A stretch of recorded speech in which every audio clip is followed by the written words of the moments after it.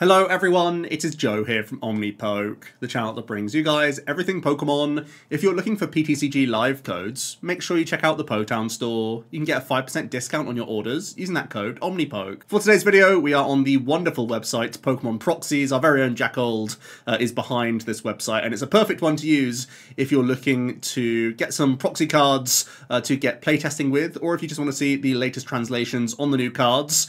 And we actually got a lot of information dumped on us all in one go. We saw some English Twilight Masquerade cards, which will be our overall set. We've got the entire Crimson Haze expansion, which is a Japanese set coming out in a couple of weeks' time. And we also got a handful of cards of the Mask of Change expansion, which is also in Japanese. Both of those will combine to be our Twilight Masquerade set. So yeah, some really interesting new cards to talk about today. As per usual, we're going to be jumping down to the trainer cards first to talk about those, give ourselves some context. And there's certainly some interesting stuff here. So we start off with the Unfair Stamp, a new A-Spec item card. You can only play this if one of your Pokemon was knocked out during your opponent's last turn.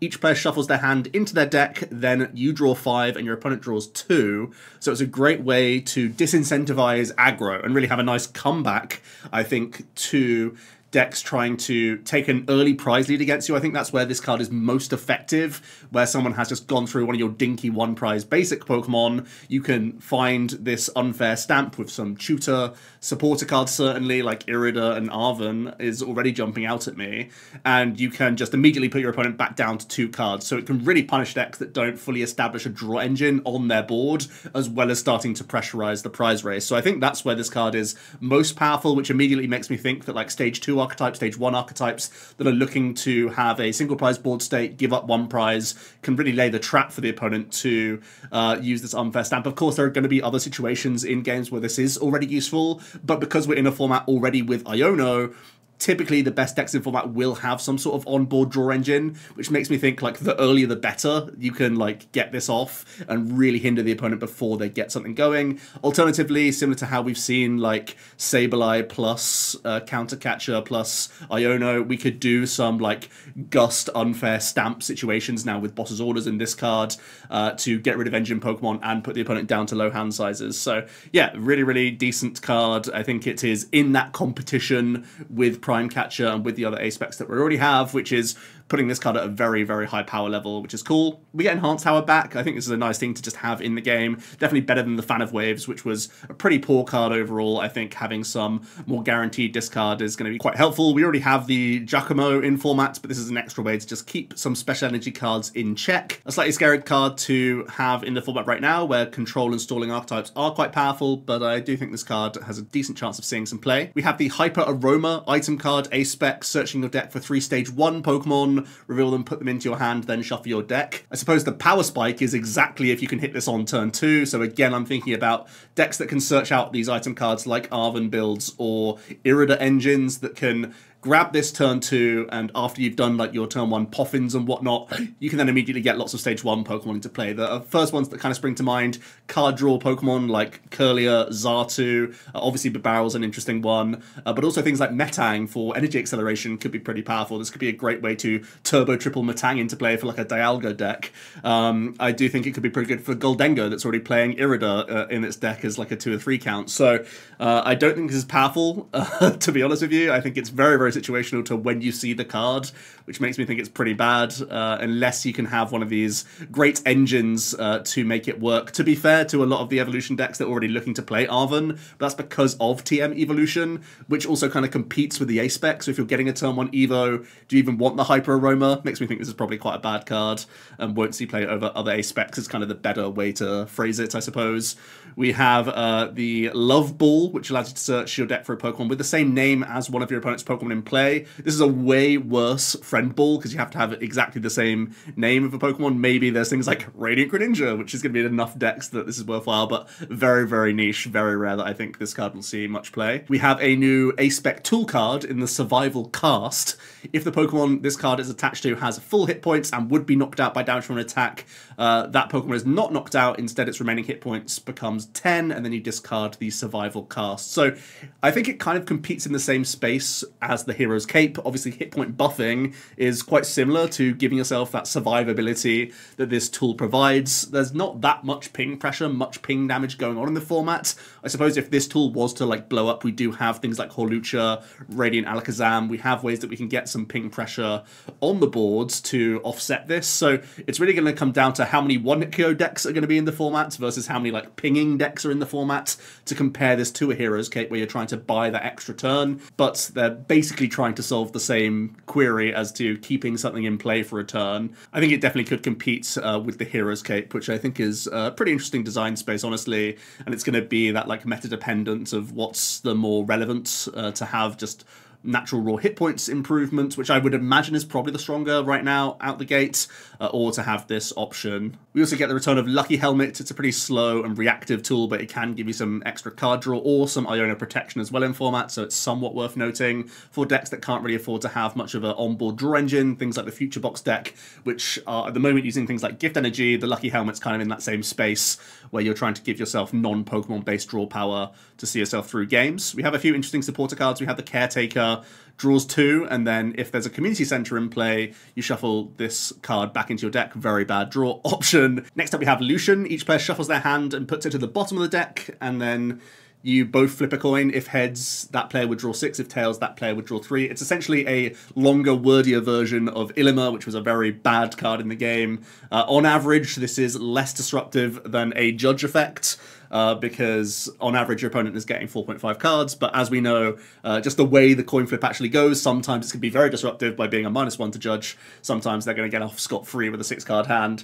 and sometimes you're terrified of 3 cards coming back your way, but sometimes you already have an engine established, so you don't really care, you're just playing the Lucian to disrupt the opponent's hand. That is to say that I think this is generally quite a low power supporter when we have Iono in format. You have Perrin. You reveal 2 Pokemon from your hand, then shuffle them into your deck, then search your deck for that many Pokemon, reveal them, put them into your hand. It's a double Pokecom, but on a supporter card. Really, really slow effect. I think typically you just want to fill your deck with more proactive ball search cards, because it's not ideal to only be able to play the supporter card when you already have other Pokemon lying around in your hand and not being that useful. So yeah, very niche, narrow supporter. Then we have Lana's Assistance. You can put 3 in any combination of non-rulebox Pokemon and basic energy cards from your discard pile into your hand. It's a slightly more limited Clara because you can't get rulebox Pokemon. They're obviously having enough of Radiant Charizard being looped as an entire win condition and strategy in its own right.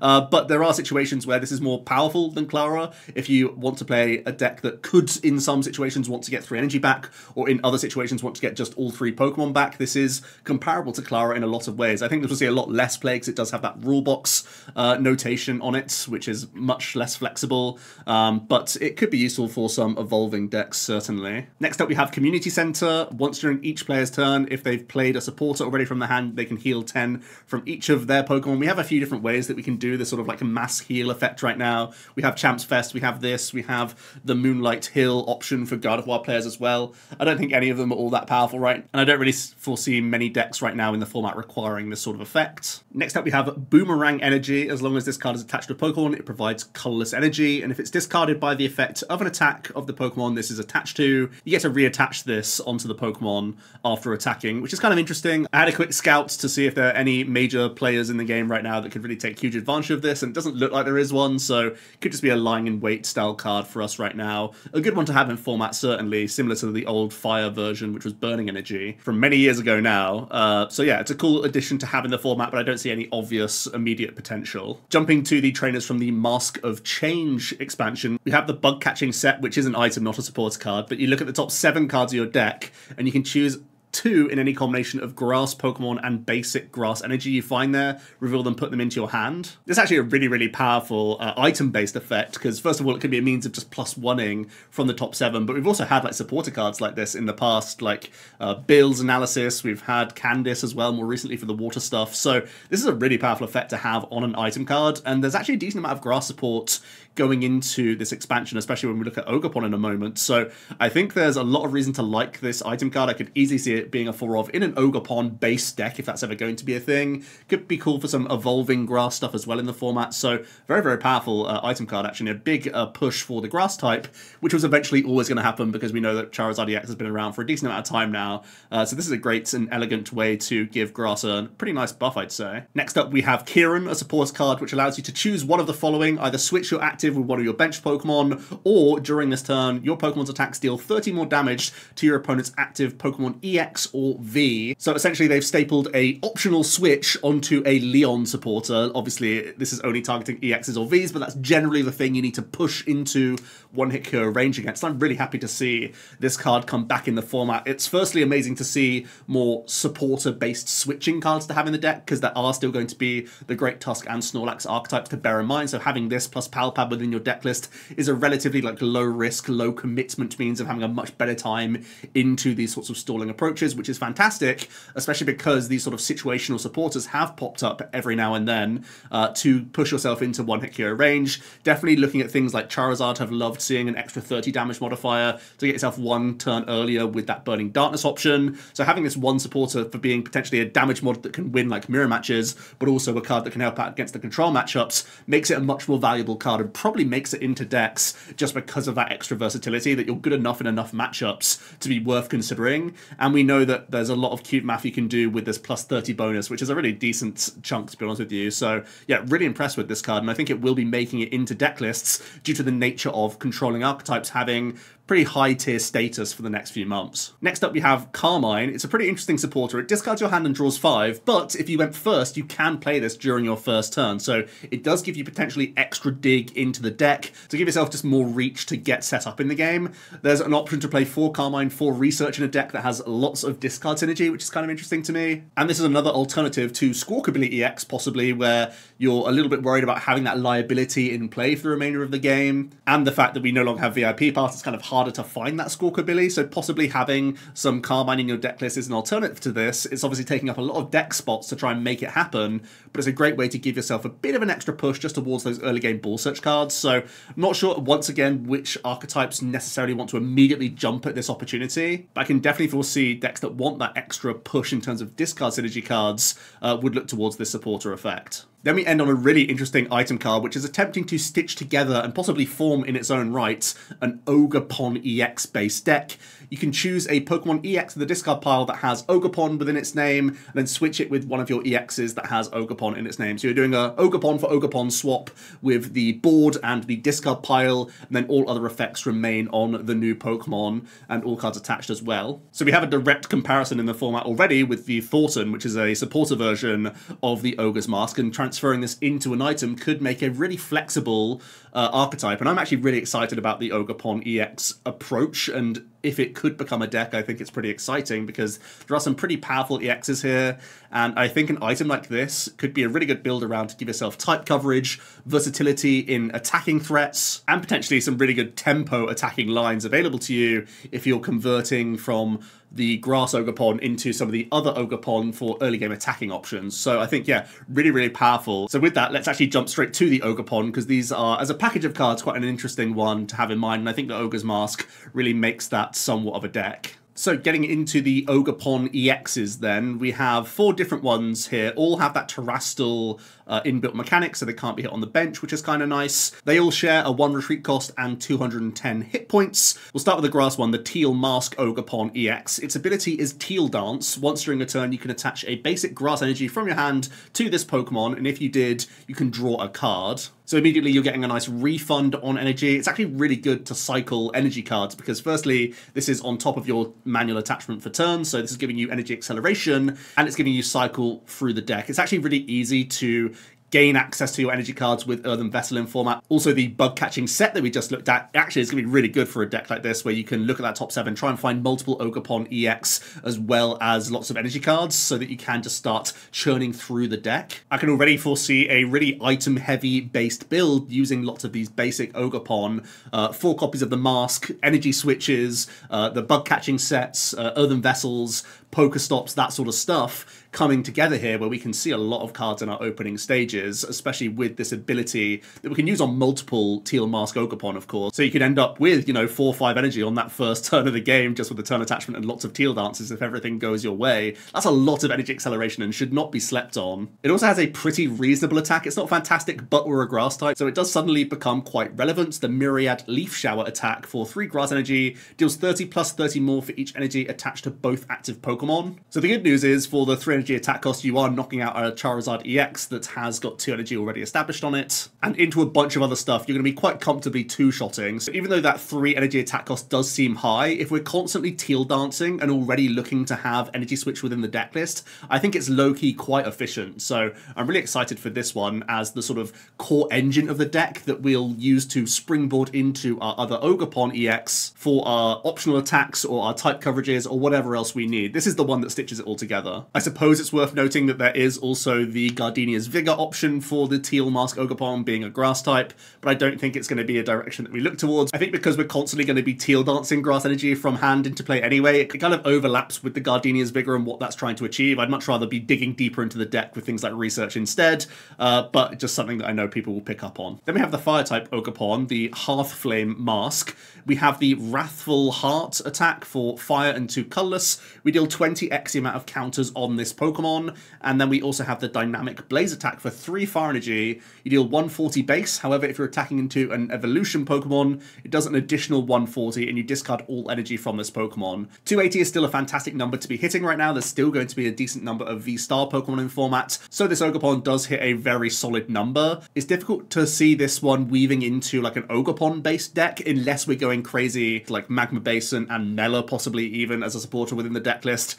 What I will say is this does hit the number that we're looking for, and that's something that the Ogerpon deck doesn't necessarily have without this combination. So this is kind of the hardest one to weave in right now, but could force the deck into a different direction to have some higher damage output plays available to it. Also, just quick note on its first attack, even though it does have colorless in its attack cost, possibly there's a chance for you to get the Ogre Mask combo off for a big Raffle half attack, but ultimately I imagine these Pokemon are going down in 1 hit anyway, so I don't think it's a huge deal. Next up we have the Water Ogerpon, the Wellspring Mask option. Again, 2 attacks. The first one for 1 colorless energy is Sob. During your opponent's next turn, the defending Pokemon can't retreat. With colorless in the attack cost and double turbo energy available to you, this is an easy way for you to do a 0 damage trapping option, similar to the Mawwiles of the world, similar to Dreepy in the past with Mew VMAX, so it's something that can keep us on our toes. And as we've seen, especially for like evolving decks, it's hard for them to fit in more than like 2 switch outs. I do think that because Snorlax and Great Tusk will be high enough tier threats, that it's likely there will be enough of these switching outs in the format. So I'm not too terrified of the Sob, but it's definitely something that can give this deck a late game win condition out of nowhere, which is once again something to bear in mind. Then we have the much more impressive attack, the Torrential Pump for water and 2 colorless. We deal 100 to the active, you shuffle 3 energy attached to this Pokemon into your deck, and then you deal a 120 damage snipe to one of your opponent's bench Pokemon. It's quite similar to Delphox V, which isn't played that much, but every now and then has seen a little bit of play. The reason why I'm more impressed about this card is it's actually quite reasonable to get this attack off on the first turn of the game if you've gone second. It may seem like quite a convoluted combo, but you actually don't need too much to get a turn 1 attack with the Wellspring Mask. With your turn attachment being water, of course, you can be Teal Dancing your Grass Ogerpon and either finding 2 E-switch in a turn, which isn't that crazy if you're going to play 4 copies anyway, but we also have possibly the more convoluted combo of getting rid of a Water Ogerpon EX, put that in the discard pile, get a quick Teal Dance into a Grass one, then convert that Grass one into a Water Ogerpon, and then you only need to hit 1 energy switch to get the attack off. So based on how your hand looks, you can look for a double E-switch plus turn attachment combo immediately onto the Water guy, or you can pitch the Water guy looking for 1 mask plus 1 E-switch. So it's actually low-key pretty reasonable to get this turn 1 pump off, which is, I think, quite dangerous. Just trying to think about this combo right now, I think it's probably more reliable than a turn 1 Radiant Greninja in the old Sada build of Roaring Moon. It's certainly more reliable than a turn 1 Greninja Gate combo from Lost Box, even the turbo builds back in the day. So I'm low-key terrified that this Torrential Pump option is going to be a really, really scary one in the opening turns for evolving decks if they can't establish an early mana fee. At the same time, because we're going to be playing this huge plethora of item cards, you could easily foresee an Ogerpon deck choosing to play a Cancel Battling Clone and try and get a pump in at a later stage during the game. And then we also have the Fighting Ogerpon EX, the Cornerstone Mask with the Cornerstone Stance ability, preventing all damage from attacks done to this Pokemon by your opponent's Pokemon that have an ability. This really rules off a huge portion of the format, to be honest with you, and will force decks to adapt around this because it's so easy, especially with an Ogre's Mask, to just play 1 or 2 copies of this card and keep spamming it back into play. If the opponent only has like 1 or 2 answers to this Pokemon, you can eventually demolish your way through them and put your opponent in a position where they can't close out the prize race. Speaking of which, the Demolish attack for 1 fighting, 2 colorless does 140 and isn't affected by weakness, resistance, or any other effects on the opponent's active Pokemon. Bit of a shame that we don't gain that bonus hitting in for weakness, because there are some pretty powerful lightning types in the format. Obviously, Iron Hands can attack the Ogerpon. Yeah, not having that weakness is a bit of a shame, but ultimately having a wall breaker within this Ogerpon deck that wants to be basically just your Ogerpon EXs is going to be a great space saver for you to get through opponents' annoying walling Pokemon. The one great thing to note is that with 2 colorless in the attack cost of both the Fighting and the Water Ogerpon EXs, is that you could quite easily just have like 2 Fighting Energy, 2 Water, then a heap of Grass Energy within your deck list, and just have those 3 masks within the 60. The Fire one's kind of the hardest one to justify because of the amount of space it's going to take with 3 Fire being in its attack cost. But at the same time, it is a high damage output selling point option, so it's something I kind of want to play test myself before committing to it. The other thing to bear in mind is that if we don't go for this crazy just Ogerpon only deck, we can just see these Pokemon being teched into other decks that have good acceleration. Wellspring, obviously there's no shortage of great water energy acceleration options. We have Armarouge in fire, so this could even just be like an Arceus Armarouge tech Pokemon, for example. And honestly, the Fighting Ogerpon is so annoying, it could just end up being a quad style deck in its own right, where you just play Fighting Energy and DTE. Yeah, I'm honestly super sold on these Ogerpon. I think they're all pretty good. I think there's a good chance that there's going to be an Ogerpon-based deck, but I think many people have been underselling their utility as just like standalone cards as well, because, yeah, I think these cards are pretty crazy for basics. The last Ogerpon we'll talk about is a non-EX. You can't use the mask on it, unfortunately. It's just a basic 110 hit point grass guy with the Mountain Stroll attack. Search your deck for 2 basic energy, reveal them, put them into your hand. You can see what they're going for. It's trying to like chip in and be a helpful little dude, but we have Vessel, so that's pointless. And then Ogre Comeback for grass colorless. You do 20 plus 20 more for each of your opponent's bench Pokemon.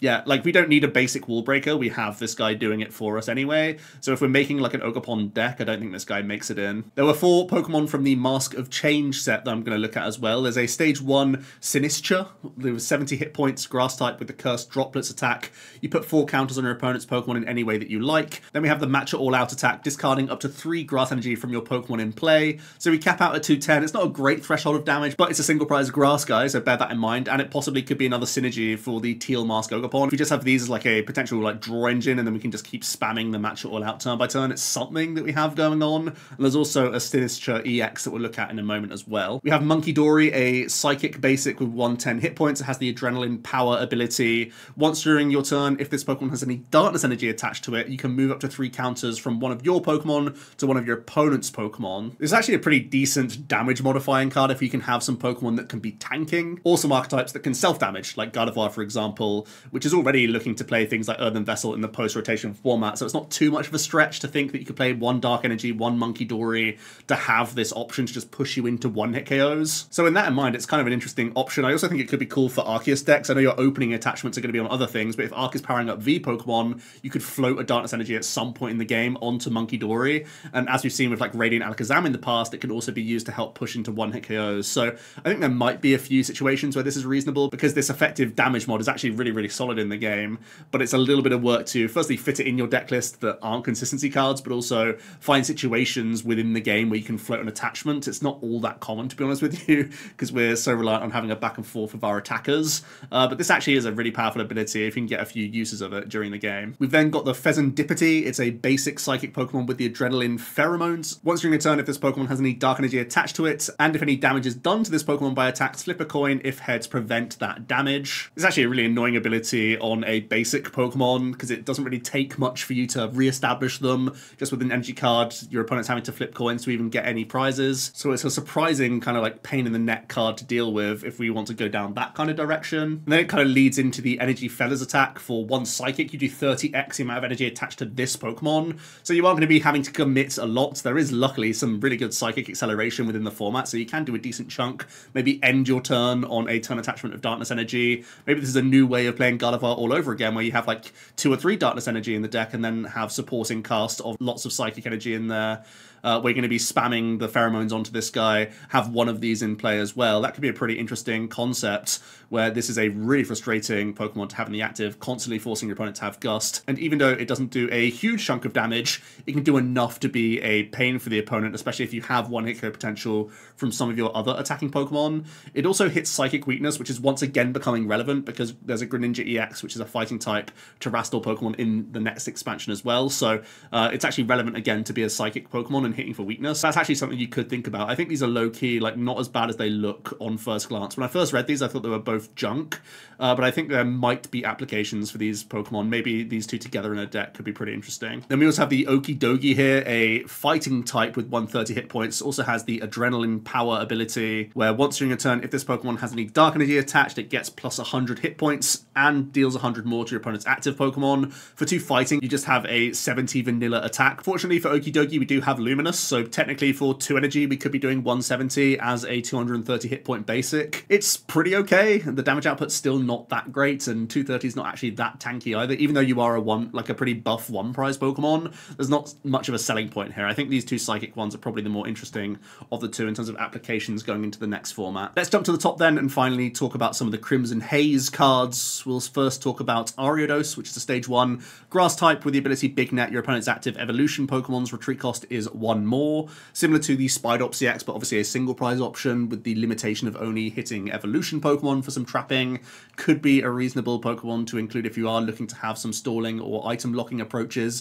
Things like Bumnet might look to have this sort of effect, so you can try and push something into the active, then do like Alakazam spooning off something that's stuck because it's got such a hench retreat cost. That's something that you could bear in mind. Also has the String Bind attack for 1 grass, does 10 and 30 more for each colorless in the retreat cost of your opponent's active. So the idea being, if you can get like tons of these Ariados in play, you can do a reasonable amount with this attack for just 1 energy, but it's a lot of setup to actually make that work. I think it's more likely to be like a tech line for these sort of controlling archetypes to force an extra retreat out of the opponent. We have an incredible Iron Leaves. This is a really, really strong basic grass type option. Has 2 attacks, the Recovery Net for 1 grass, puts 2 Pokemon from your discard pile into your hand, but the Vengeful Edge is the one that I'm excited about. For 1 grass, 2 colorless, we deal 100 base, but if one of your Pokemon was knocked out by damage from an attack during your opponent's last turn, this does 60 more damage. 160 is a really good number to be hitting because you can then follow up with the likes of Sableye to hit 280 as a threshold. In a single prize based Lost Box, that could be pretty handy, but of course we're also hitting for a crucial weakness with this Iron Leaves. You're not actually getting a KO on Charizard on its own, but possibly because we're already looking at things like Emergency Board in Lost Box, you could easily play Town Store, have a Future Booster Energy Capsule within your deck list, and then suddenly your Iron Leaves can get that 1-hit KO. At the same time, playing a Future Booster isn't bad in Lost Box per se, because very often you're also going to have a copy of Iron Hands within your list, and then pushing Iron Hands is amped you very much to 140, then hits a huge number of extra Pokemon as well. So yeah, I could see that being a new direction possibly for a Paradox Lost Box, where this only requires 1 grass energy within the deck list. Sometimes it's easier to weave in than an Iron Leaves EX. So I'm pretty impressed with this one. Even though it's not the immediate counter to Charizard, I think it's good enough that it could be experimented with. We have this Poltergeist, which has 30 hit points, but is preventing bench damage, which is kind of okay for it. And then we have the second Sinistra. This is an EX version, 240 hit points on a stage 1, not all that bulky, but it has the Infusion Retribution attack for 1 colorless. You can choose one of your opponent's Pokemon, and then you put 2 counters on that Pokemon for each basic grass energy in your discard pile, and shuffle those energies back into your deck. It's trying to be this like finishing move for the Sinistra deck. What's cool about it is, of course, it's placing counters, so it's helping you get around that mana fee. It can be a great way to finish off some Pokemon. You don't actually need to have that many in the discard pile to be finishing off stuff if you've been 2-10ing across the board with your 1 prize option. I think it's going to be like a low-tier meme deck at best, but it's at least grass, so it's putting the fear into Charizard, which is cool. We have a Terrestrial Magcargo, but there really aren't great stats on it. We have an Infernape that can accelerate, but it's a stage 2 and quite annoying to get working. We have a Froakie that we definitely want to talk about. It's a 60 hit point basic that has the Flock attack, searching your deck for 2 Froakie and putting them directly onto your bench. Fantastic option to have this extra consistency buff for an evolving deck, and we'll look at the Greninja in a moment. Morpeko can look at the top card of your deck and then discard it. Good for some discard synergy style stuff, obviously. May make it into like an ancient box. If you have enough ancient cards within your deck list, there's a decent chance that your Snack Search ends up being a +10 damage and just cycles some Pokemon certainly into the discard pile earlier on in the game. Next up, we have one of the big cards, the Iron Thorns EX. It's a future lightning basic EX with 230 hit points. has the Initialize ability. While this Pokemon's in the active, Pokemon with rule boxes in play, except future Pokemon, don't have any abilities, which is actually a really nice thing. It means that your Iron Crown EX is still going to buff your own damage output, which is nice because the Bolt Cyclone caps at 140, 160 with a future boosted capsule already, so possibly you don't even need Iron Crown EX in your deck list, but if you do have it in the list, you can have multiple in play and then push yourself up to that like 220 range at least. So yeah, actually really nice to have the exclusion of future Pokemon. Its attack is Bolt Cyclone for 1 lightning, 2 colorless, and you move 1 energy from this Pokemon to one of your benched Pokemon. I think this is a massive buff for the Iron Crown Hands deck that we already have in format. Even if you just play like 1 or 2 copies of this card, it now gives you more license to play double turbo energy within that deck list, so you can Bolt Cyclone onto your Iron Hands and have more threats spread across your board on the bench. Of course, we can attack with this turn 1 as well, but also just getting this into the active positions, turning off rule boxes is absolutely massive. You're really hindering things like Arceus, Lugia obviously, and hitting them for weakness. And you're making like Charizard players work way harder for stuff, get manual attachments early on their Pokemon, they can't have easy pivots and whatnot. Yeah, this is a really powerful card, and I think it's massive for a future deck. So if you haven't already picked up Crowns and Hands, I think this card makes them even better as we go into the next set. I think it's a really powerful option. Could be so strong that we just play a quad Iron Thorns deck, honestly, with just double turbo, just generator, and make it so that your opponent can't gust their way around the ability, so you have lock the entire game, and kind of go bulkier with like Bravery Charm, Hero's Cape, that sort of thing. I could see that being a huge headache for quite a few archetypes in formats, to be honest with you. So yeah, I think this is a really good card. Could be a standalone quad deck, could be an easy tech inclusion. It's like a 1/2 count into a future build that we already know is performing well, so I think this is a really strong card. We do have an Ancient Screamtail. Seems pretty bad. You can deny supporter cards, but it's not really a big deal. We also have the Crunch option, which isn't that great either. We then come on to the really interesting Stage 2 option of Greninja EX. It's a fighting type with 310 hit points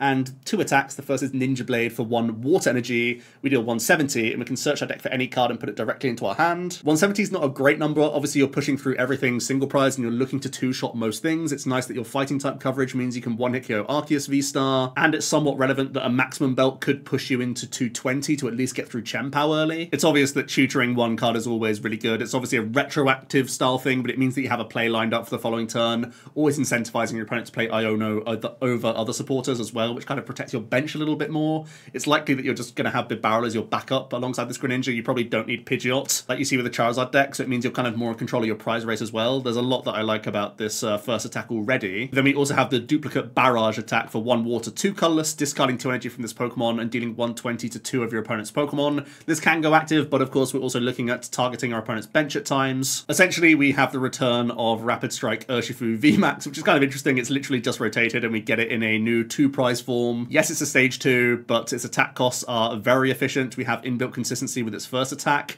not going to be shut down by abilities either. Its type coverage is pretty solid, honestly, because it's going to help you out immediately against Iron Hands and Iron Thorns, and it can also help push Arceus out the format a little bit more. Your evolution line is also water, so you could easily play Irida within the deck list, which again is really good for just maintaining your Pokemon in play. Means you could play like a 4-2-3 line quite happily, so that Irida is every now and then helping you get Frogadier, which means you're less reliable on rare candies. This card looks like it's going to be super playable, to be honest. Very promising one. Tinglu is actually pretty interesting. For just 1 fighting energy, you can do 30, but if you discard a stadium, you also do 30 to each of your opponent's bench Pokemon. Yes, Manaphy's in format, so it's hard to justify like a full spread deck, but this is like a buff to Tapu Koko that we haven't seen for a little while, actually. Then we end on Blood Moon Ursaluna EX. This one's already been revealed, but just to go over it again, it's a basic colorless 260 hit point Pokemon. That is huge for a basic. It has the Elder's Technique ability, costing 1 less in its attack cost for each prize card your opponent's taken. Very similar to a Radiant Charizard, actually, but the Blood Moon attack is all colorless, so this could technically attack for free